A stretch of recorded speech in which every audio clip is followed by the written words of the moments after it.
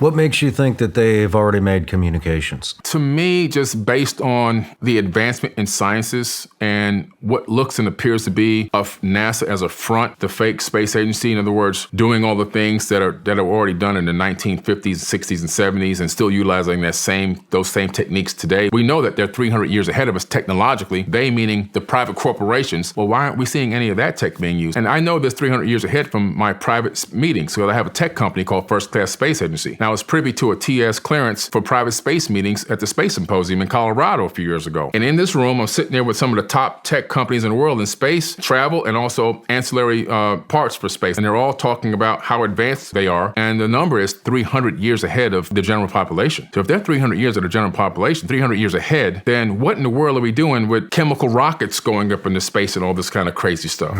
So to me, when they say that they're communicating, I say, let me extrapolate a little bit more.